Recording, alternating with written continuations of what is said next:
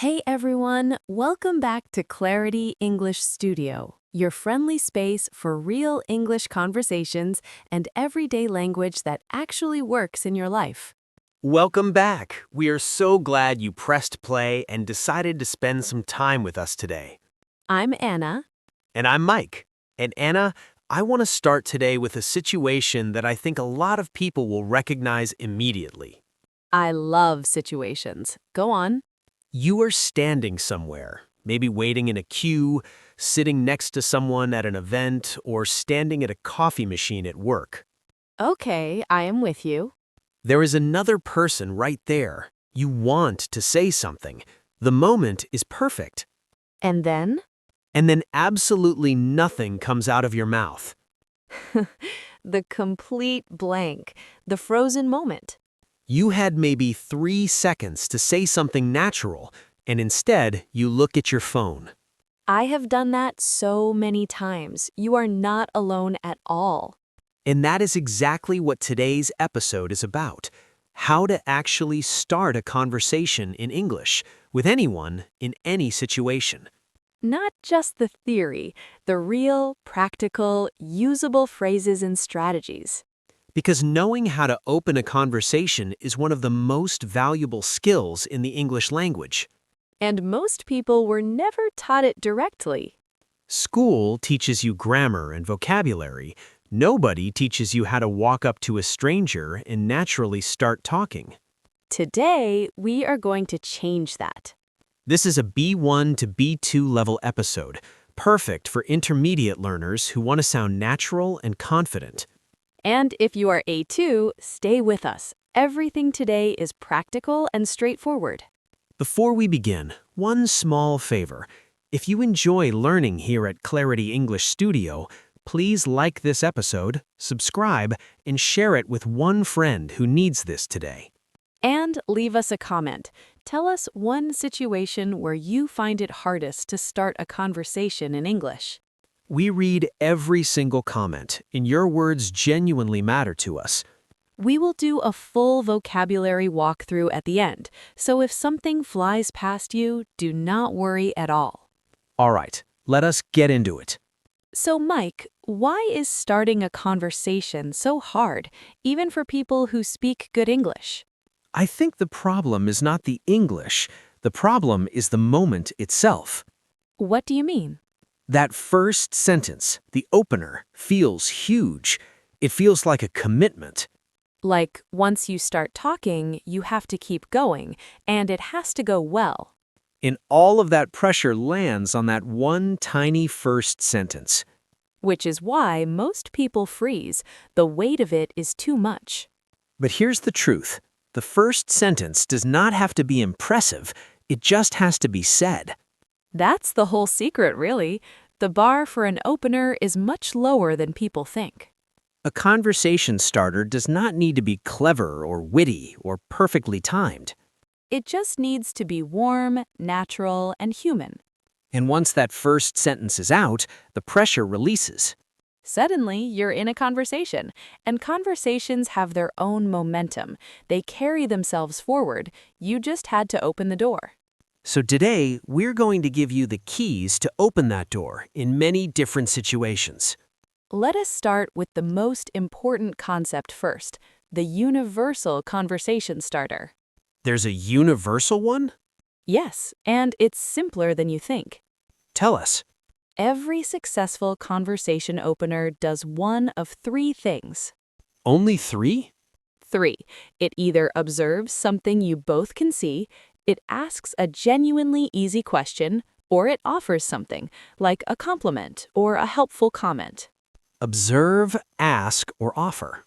Observe, ask, or offer. That's the whole framework. So if I'm waiting in a queue and I want to start talking to someone, You look around for something you both can observe. This queue is moving really slowly today. simple, honest, shared experience. The other person almost always responds because you've acknowledged something they're already thinking. You gave their thought a voice. Exactly, and that's the most natural thing in the world. What about the ask approach? You ask something easy and genuine, something the other person can answer without effort. Like, is this seat taken? Or do you know if this bus goes to the city center? Low pressure, easy to answer, and the door is open. And the offer approach? You offer something, a compliment, a useful piece of information, a helpful comment. Like, I love your bag. Where's it from? Or, actually, the exit is over there if you were looking for it. You are giving something before asking for anything. And people almost always respond warmly to that. Observe, ask, offer. 3 tools, dozens of situations. Let us go through them now. Situation 1. Starting a conversation at work or in a professional setting. This is one of the most common situations for our listeners. And also one where people feel the most pressure to sound professional and natural at the same time. Which is a tricky balance. So let us start with the coffee machine. You're there, a colleague arrives. What do you say? Observe. Mondays always feel longer somehow, don't they? Simple, relatable, slightly humorous. Almost impossible not to smile at. Ask, have you tried the new coffee here? Is it actually good? Something light, easy, and it invites a real answer. Offer. Oh, I think the coffee's ready if you were waiting for it. Helpful, warm, and it opens a natural thank you exchange, which leads straight into conversation. What about in a meeting before it officially starts? That in-between time when people are sitting, looking at their phones, waiting for things to begin. Observe. I heard this project has been running for almost a year. That is a long time. Shows interest without being intrusive. Ask, is this your first time working with this team? Opens the door to them talking about themselves, which people genuinely enjoy. Offer. I grabbed an extra copy of the agenda if you need one. Practical, kind, and it immediately starts an interaction. The key in professional settings is to keep openers light and non-controversial.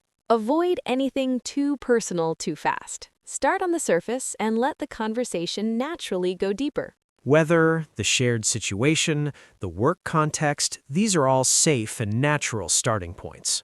Situation 2. Starting a conversation at a social event or party. This is where a lot of learners feel the most lost. Because everyone looks like they already know people and are already in conversations. That feeling of being the outsider looking in. But here's something worth knowing.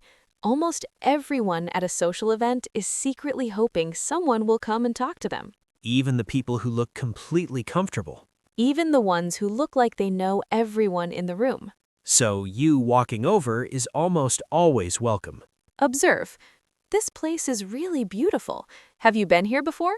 Easy, positive, invites a yes-no answer that can expand into more. Ask, how do you know the host? This is a classic for good reason. Almost everyone at a gathering has a connection to the host. It's the one thing everyone shares. And it opens a whole thread. Oh, we work together. We grew up in the same town. We met traveling. Each answer gives you 3 new things to respond to. Offer. Here, I think there are drinks over there if you haven't found them yet. Helpful, casual, and now you're walking somewhere together, which is a natural conversation starter. And one powerful tip for social events, position yourself near the edges of the room or near the food and drinks. Because those are the natural gathering points. People come and go. Conversations start easily. You don't have to interrupt anything. You just have to be present and open. And a genuine smile does more than any perfect opening line ever could. A smile says, I'm friendly, I'm safe, I'm interested, before a single word is spoken. Situation 3. Starting a conversation with a stranger in a public place. On a train, in a waiting room, at an airport, in a cafe. These situations feel the riskiest because you don't know the person at all. And in some cultures, talking to strangers isn't very common. So read the room first. Some people have headphones on and are clearly in their own world. That's a signal. They're not open to conversation right now. And that's completely okay. But often people are sitting quietly and actually quite open to a friendly word. Observe. This delay is really frustrating, isn't it? I hope they update us soon. Shared frustration is a powerful bonding experience. Ask, Excuse me, is the Wi-Fi here any good? I need to send something quickly. Practical, non-intrusive, and starts a real exchange. Offer, I think your coffee order is ready. I heard them call something that sounded like yours. Helpful and human. Anyone would appreciate that. And one important thing for strangers, keep the opener light and brief. You are not asking for a deep conversation. You are just opening a small window. If they respond warmly, the window opens wider, naturally. And if they respond briefly and go back to what they were doing, that is completely fine. Not every opener leads to a conversation, and that is okay. You still made a deposit. You still practiced. You still showed yourself it was safe. Situation 4. Starting a conversation in an English class or language exchange. This should be the easiest situation. Everyone there wants to practice. You would think, but many learners still freeze even in these safe environments. Because even when the setting is supportive, the fear is still there. So in a class or language exchange, give yourself full permission to be imperfect. That is literally why everyone is there. Ask, what is your name? How long have you been studying English? Simple, warm, and gives the other person an easy starting point. Offer, I made some notes on today's topic. Do you want to compare after? Collaborative, generous, and immediately creates a shared purpose. Observe, I find this topic really interesting. Have you come across it before? Shows curiosity and invites them to share their experience. And a wonderful opener for language exchanges specifically. What is one word in your language that has no translation in English? Oh, that is a brilliant one. Everyone has an answer to that question, and it is genuinely fascinating. It shows real curiosity about them and their culture, not just their English level. And fascinating questions lead to fascinating conversations. Now let us talk about something important. What happens after the opener? Because starting the conversation is only half the challenge.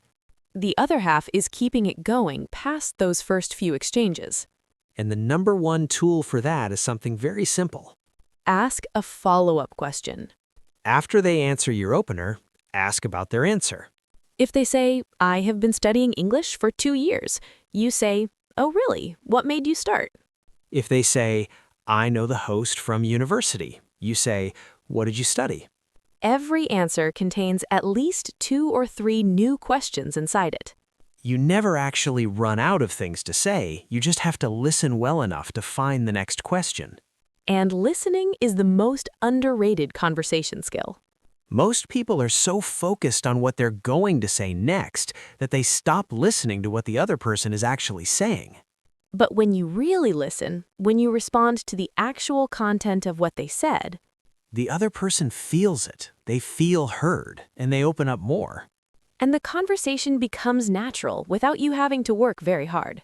Because a person who feels genuinely listened to will carry most of the conversation. Because you tried. You were brave. You made a deposit. And the next conversation will be easier because of that attempt. Rejection in small talk is not real rejection. It is just 2 people not connecting in that particular moment. It happens to everyone, even the most naturally social people in the world. The difference is they do not take it personally. They smile and move on. And so can you. Okay, let us do our calm vocabulary walkthrough now. A slow, easy walk through today's most important words and phrases. Just listen and let them settle. You can always come back to this section. First, opener. An opener is the first thing you say to start a conversation, the sentence that opens the door. Example, I tried a simple opener about the weather, and it worked perfectly. Or, finding a good opener is the hardest part. After that, the conversation flows naturally. Opener. Opener. Next, observation. An observation is a comment about something you can both see or experience in the moment. Example, my opener was a simple observation about how busy the place was. Or, observations about a shared situation are the easiest and most natural conversation starters. Observation. Observation. Next, non-intrusive. If something is non-intrusive, it does not feel like it is invading someone's space or privacy. Example, the best openers are non-intrusive. They give the person an easy way to respond or politely decline. Or, asking someone's journey is a non-intrusive way to start talking on a train. Non-intrusive. Non-intrusive. Next, momentum. Momentum means the natural forward energy that keeps something moving once it has started. Example, once the first sentence is out, a conversation builds its own momentum. Or, a good follow-up question keeps the momentum of the conversation going. Momentum. Momentum. Next, follow-up question. A follow-up question is a question you ask in response to something the other person just said. It keeps the conversation moving deeper. Example, after they answered, I asked a follow-up question about their work, and we talked for an hour. Or, every answer contains a follow-up question. You just have to listen for it. Follow-up question. Follow-up question. Next, small talk. Small talk is light, casual conversation about everyday topics, used to build comfort and connection before deeper topics. Example, small talk is not meaningless. It's how trust and friendliness are built. Or, weather, the local area, and current situations are classic small talk topics. Small talk. Small talk. Next, position yourself. To position yourself means to physically place yourself in a spot where conversations can naturally happen. Example, I positioned myself near the drinks table because that is where people gather.